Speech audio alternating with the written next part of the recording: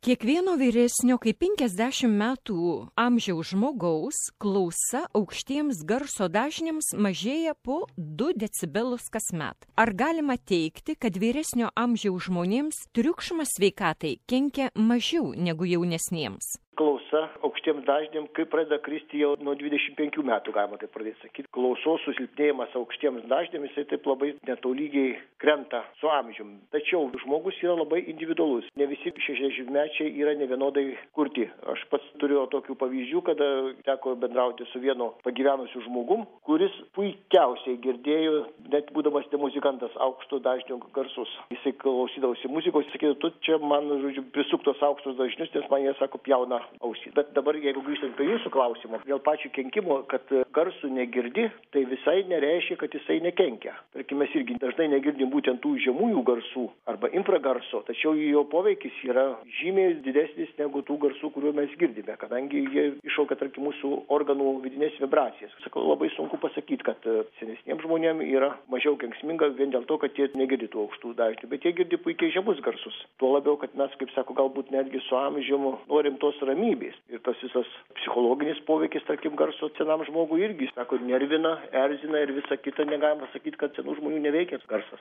Pasakėt tokį sakinį, kad jeigu garso negirdi, tai dar nereiškia, kad triukšmas nekenkia jo sveikatai. Paimkim kitą tokį atvejį. Žmogus gyvena prie triukšmingos gatvės. Naktį judėjimas lygiai toks pat beveik kaip dieną. Pas jį atvažiuoja giminaitis iš ramaus kaimo, kuris negali užmigti visą naktį, nes skaičiuoja pravažiuojančias mašinas. O šiuo atveju miesto žmogus, kuris gyvena ten ir yra pripratęs prie to triukšmo, jo negirdi. Tai galima pasakyti taip, kad jeigu jis negirdi to triukšmo, tai nėra taip, kad tas triukšmas nekenkia jo sveikatai. Tikrai taip. Paprasčiausiai žmogus pripranta, kaip sako, ir šuo kariamas pripranta, taip ir prie to triukšmo. Psichologiškai pripranti. Pasąmonėj mes vis tiek priimam tą garsą, suvokiam, tačiau jį smegenys blokuoja mums. Smegenys sako tau, kad tu čia maždaug nesinervink, viskas yra tvarkoj, čia taip yra, buvo ir bus. O kaip jūs minėjote, tas žmogus atvažiavęs iš kaimo į tą triukšmingą vietą, man irgi teko kažką tokiai situacijai pakliūti. Nuvažiavau pas giminaičius į Kazlų Rūdą, ten kaip tik tai namas prie pat geležinkelių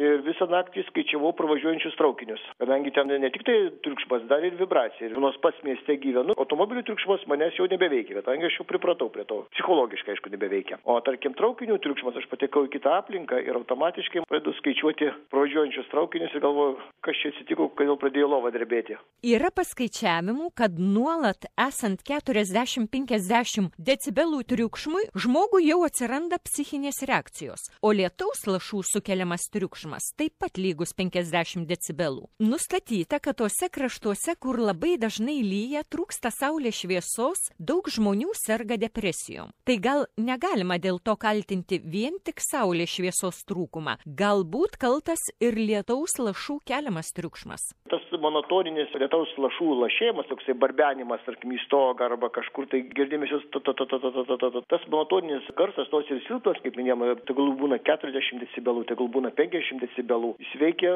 irgi taip pat mus nervinančiai, erzinančiai ir visokias neurozės tikrai gali išaukti. Buvo net senovėje kankinimo metodai. Monotoninis, tarkim, vandens lašėjimas ant skardos ir žmogų pasodindavo šalia tos skardos, pririšdavo ir šalia lašas po lašui tą skardą bumt, bumt, bumt, bumt, bumt, bumt. Žmogus tada po tokios terapijos, ale garsų monotoninių, pasakydavo viską, ką jisai žinodavo ir ko nežinodavo. Sako, užtekdavo ten keletų dienų ir žmogui stogas pavažiuodavo. Jisai išprotėdavo. Būtent nuo to garso monotoninio, kuris atrodo silpnas, irgi kas tas yra? Lietaus lašas arba vandens lašai barbantys į skardą. Tai čia matoma irgi tas depresinis dalykas, kuris susijęs su lietaus lašų lašėjimu, saulės nebuvimu. Matoma irgi čia yra susijęs su mūsų psichika. Paprasčiausiai mes tai suvokiame, kai pastovų dirgiklį mūsų smegenų, kuris pastovi, kaip sako, impulsas po impulso mums smegenys.